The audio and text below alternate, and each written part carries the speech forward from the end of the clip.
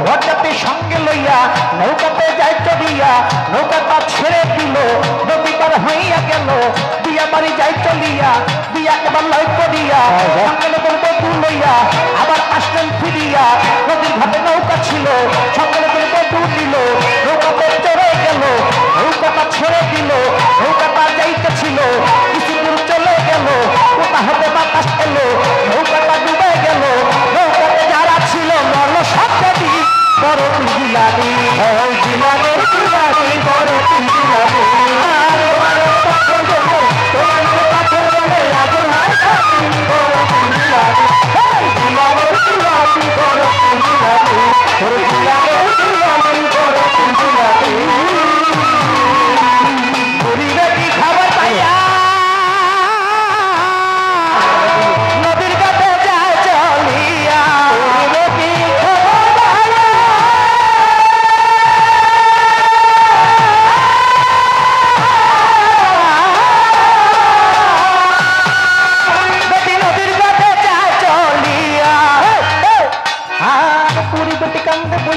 ছেলের কথা মনে পড়ে বুড়ি কান্দে নদীর পারে দিন গিয়া রাত এলো তবু বুড়ি কান্দতে ছিল রাত গিয়া আবার দিন হলো তবু বুড়ি কান্দতে ছিল কয়েকদিন যাই চলিয়া বুড়ি বুড়ি কান্দে বইয়া এক সাতগত হলো তবু বুড়ি কান্দতে ছিল সাত করে মাস গেল বুড়ি বয়ে কান্দতে ছিল মাসের পরে বছর গেল তবু বুড়ি কান্দতে ছিল ভোট পরে বছর গেল বুড়ি বইয়া কান্দতে ছিল একদিন আমার বড় পীরে গেলেন ওই নদীর পারে বড় পীরে দেখে যাইয়া এক বুড়ি কান্দে বইয়া বড় পীরে তাই দেখিয়া বেটিকে লয়কি গাইয়া শোনেন আমার মাঝে বলি কেন বসে কান্দে নাতি বেটি এই কথা পাইয়া অক্ষণে দিল কইয়া শোনেন হুজুর কই আপনাদের আমার একটি ছেলে ছিল বিয়ার উপযুক্ত হইয়া বিয়া করে দিতেই গেল তারপরে কি হইল বিয়া করা শেষ করিয়া সঙ্গে করে বধূ লইয়া আবার আসলেন ফিরিয়া নদীর ঘাটে নৌকা ছিল সঙ্গে করে বধূ ছিল নৌকাতে চড়ে গেল নৌকাটা ছেড়ে দিল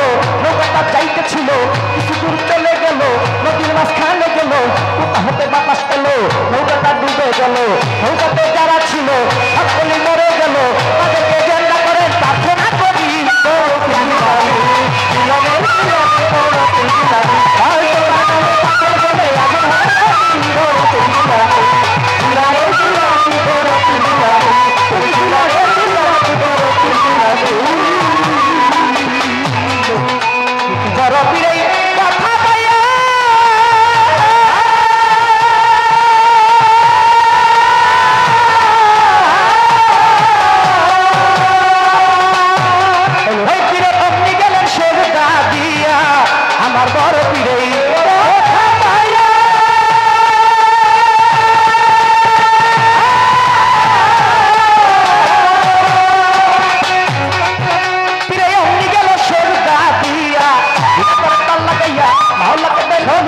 শোনেন আমার শক্তি দিয়া এই একটা কথা দিব কইয়া বুড়ি যেই ছেলে ছিল সেই ছেলে মরে গেল ছোট দিনটা করিতেই হলো আল্লাহ এই কথা পাইয়া তখনই দিলেন কইয়া মহিলাদের কইতে মারে বুড়ি যেই ছেলে ছিল সেই ছেলেটা মরে গেল 12 বছর গেল আর মাংস যাহা ছিল কিছু নদীর মাছে খাইলো কিছু পানিতেই গেল কেমন না হইতে বললো বড় পীর এই কথা পাইয়া তখনই দিলেন কইয়া শোনেন সাইকি দিয়া কোরআন দেখছি পড়িয়া কোরআনেই প্রমাণ আছে আসলে একটা কি হবে লক্ষ লক্ষ বছর আগে কত মানুষ যাচ্ছে বলে হাসরের মাঠের তবে আবার তারা চিন্তা হলো এই ছেলে যেতে হবে আর কোরআনের বাড়ি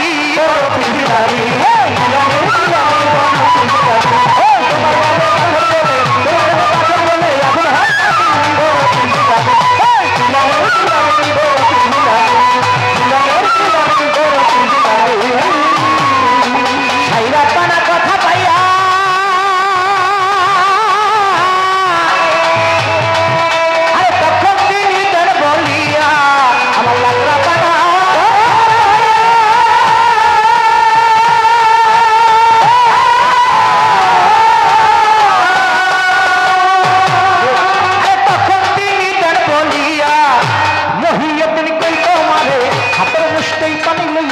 ওই পানিটা তাও ছিটাইয়া বড় পীরের কথা পাইয়া বললাম নদীর পারে যাইয়া হাতের মুষ্টে পানি লইয়া কি জানি কি মুখে কইয়া ওই পানি দিলেন ছিটাইয়া কিছুক্ষণ পরে চাহিল নতুন একটা নৌকা এলো বরযাত্রী সহকারে নৌকা গেল ঘাট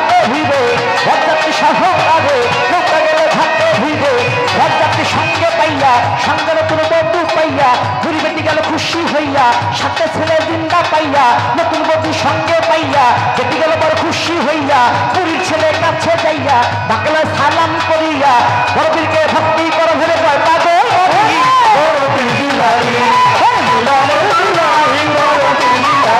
আর বড়বীরকে ভক্তি করো বড়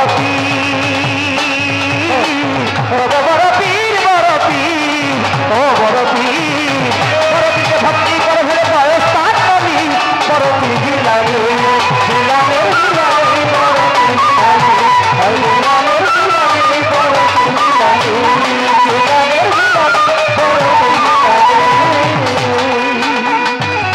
যাক জাকার বেশি বলে কোনো কার্য নাই আমরা এখন বেশি ভালো হয়েছে একটু কম ভালো চাই ভালো হইল তিনটা প্রকার সবাই শুনেন বইয়া বইয়া হইল শুধু ভালো আর একটা মোটামুটি ভালো আর একটা খুব ভালো আমি গেলাম কইয়া এখন তো খুব ভালো হয়েছে গানে গানে পাগল দুলাল কইছে এখন ভালো হয়েছে ভালো হয়েছে আমারে কয় পাগলে কিনা খায় এ বাবা একটু রিবাক কমা হালকা পাগলের লগে কি কমু পাগল ছাগলের লগে রে লালন সাজি একটি গানে আছে তিন পাগলে হলো মেলার মধ্যে সে তোরা কেউ যাস নেও পাগলের কাছে পাগলের সঙ্গে যাবি পাগল হবি বুঝবি শেষে একটা নারকেলের মালার সঙ্গে জল তোলা ফেলা করম বসে আবার আরেক গানে আছে এই পাগল হইয়া দেখলি না মন খোদার প্রেমে পাগল হইয়া ভাই দুনিয়ার সমস্ত আল্লাহর নিজেই সৃষ্টি এই সৃষ্টিকে সৃষ্টি করার জন্য আমার আল্লাহ নিজেই পাগল হয়েছিল তবে একটা কথা ভালো লাগছে যে ছাগল এই ছাগল যেন আমি হইতে পারি কোন ছাগল ওই যে আপনার দাদা আপা অবস্থা বলতে একটা গান আছে কি মেষের তালে সোনার মানুষ উদয় আর দেশের বনের পাশে রাখালিয়ার বসে রে বনে নবী বক্তি দিয়া যায় বনে নবী বক্তি দিয়া যায় তার বক্তি সফিরা তার বক্তি সফিরা এখানে আমার কথা আমি যেন ওই রকম বকরি ওই রকম ছাগল হইতে পারি যে ছাগলের রাখালটা আমার বাবা ভান্ডারি হবে এই তো বড় ভালোর কথা মঞ্জু দেওয়ান ভাই 19টা মাইয়া বিয়া দিচ্ছিল কার বয়স কত ছিল আমি জানতে চাই এই যে একটা সত্য কথা বলি এটা আজ থেকে আরো 2-3 বছর আগে আমি নিজে নিজে প্রতিশ্রুতি নিয়েছি কি সম্ভব হলে প্রত্যেক মঞ্চে আমি অজু করে দাঁড়াবো যদি সম্ভব হয় মানে ফজর আজানের শব্দটা আওয়াজটা আসতে যদি আমি মঞ্চে থাকতে পাই আমি নিজেও সালাত কায়েম করব কোনো দর্শক যদি সালাতি থাকে সেই দর্শককে নিয়ে আমি সালাত কায়েম করবো কিন্তু আজও পর্যন্ত সেই সুযোগ হয় নাই আমি প্রতিজ্ঞা নিয়েছি আমি মঞ্চে দাঁড়িয়ে অযথা কোনো মিথ্যা কথা বলবো না প্রশ্ন করেছেন জবাব জানলে দিব না জানলে যতটুকু জানি ততটুকু বলবো বাকিটা আপনার উপরে দিয়ে দিব তবু কোনো মিথ্যার আশ্রয় নিতে রাজি না তাই বলতে চাই যে বড় পীরের জীবনীর মধ্যে এই ঘটনায় এই মেয়েদের বয়সের কোনো সংজ্ঞা বা সংখ্যা লিপিবদ্ধ করা হয়নি ওনার কিতাবের মধ্যে 19 জন মেয়ের কথা বলা আছে কিন্তু সেই মেয়েদের কোনো নাম ঠিকানাও বা নামও উল্লেখযোগ্য নাই তবে এইটা আমরা ঠেকায় দেওয়ার জন্য প্রশ্ন করি যে 19টা মাইয়া হইতে যে ছেলে হয়েছিল ছেলে হওয়ার পরে তার অবস্থাটা কি হয়েছিল ভাই আশা করি এই আজকে জিজ্ঞাসা করেন এরপরে কখনো আর কোনো গায়ককে এই কথা জিজ্ঞাসা করে অযথা তাকেও মিথ্যা বলাবেন না আপনি মিথ্যাবাদী হবেন না তাতে করে কি হবে আমাদের দেওয়ানদেরই বদনাম হবে আর আমরা দেওয়ানরা যদি সত্য সঠিক বলে যাই তাহলে এই দেওয়ানকে আর নিয়ে কেউ খারাপ মন্তব্য করতে পারবে না এই তো তাহার কথা ছিল বাজান আরো একটা বাকি আস্তে আস্তে আমি দুলাল জবাব দিতে থাকি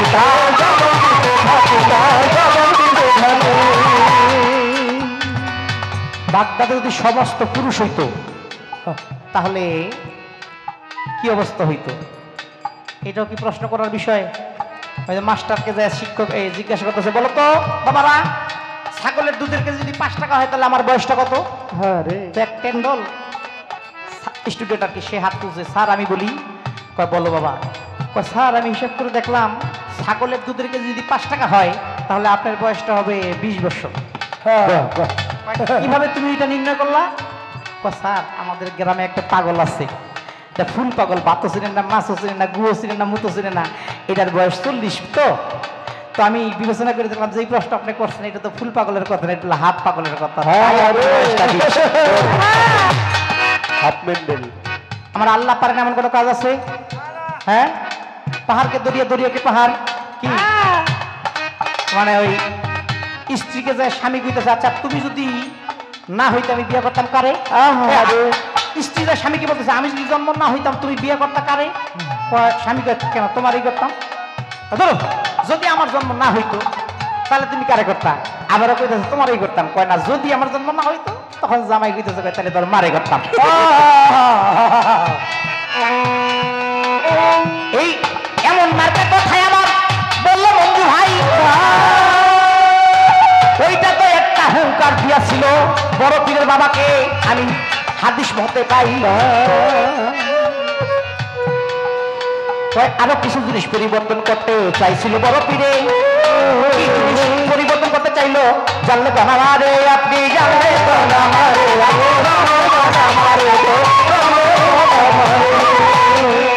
পরিবর্তন করতে চেয়েছিল আমার বড় পীর আউলিয়া।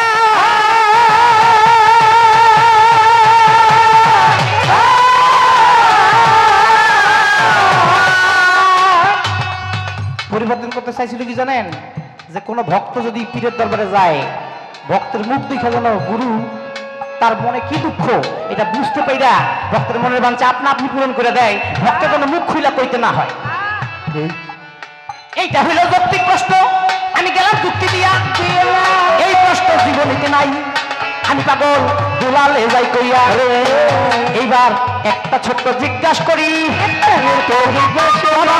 আমার দেওয়ানের ব্যাপারী কথাই জিজ্ঞাসা করি।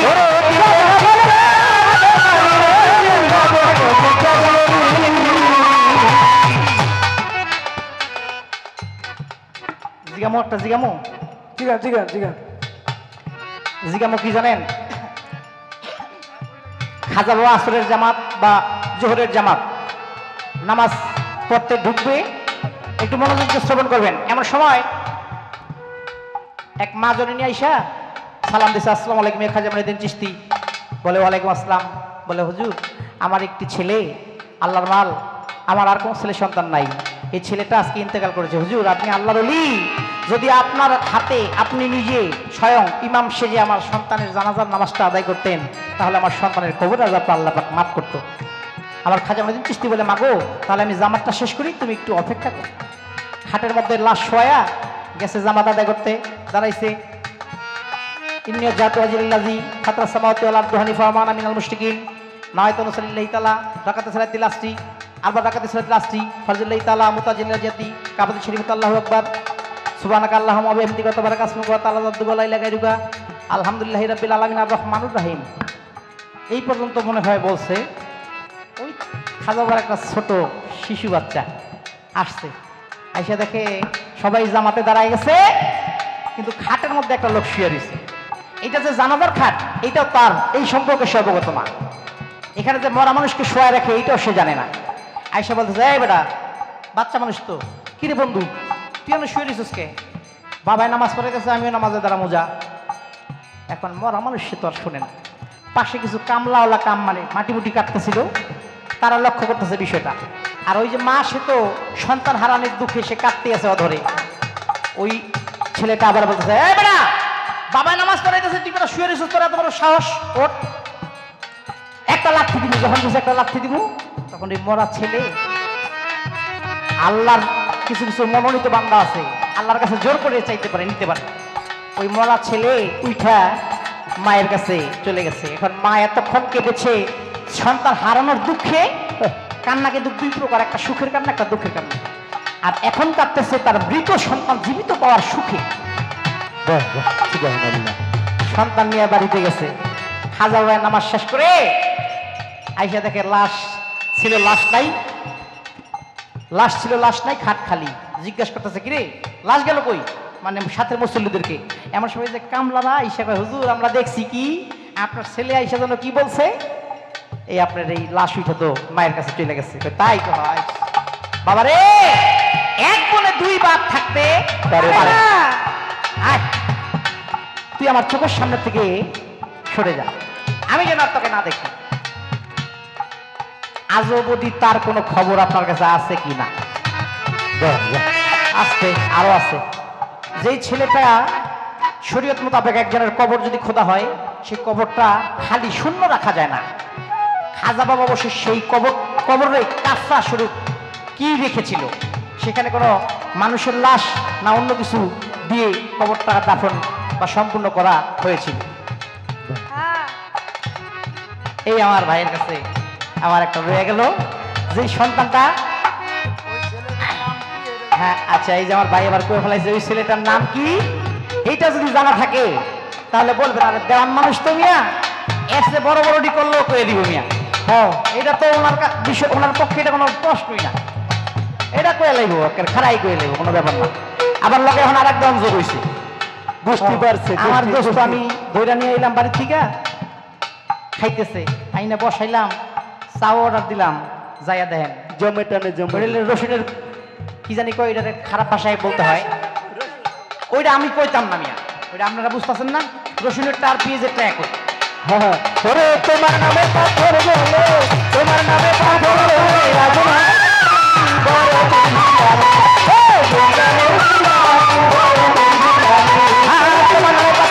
তোমার নামে পাথর বলে আগুন হয় পানি, বড় পীর জিলানি, জিলানে জিলানি, বড় পীর জিলানি, তুমি জিলানে জিলানি, বড় পীর জিলানি, বড় পীর জিলানি, জিলানে জিলানি, বড়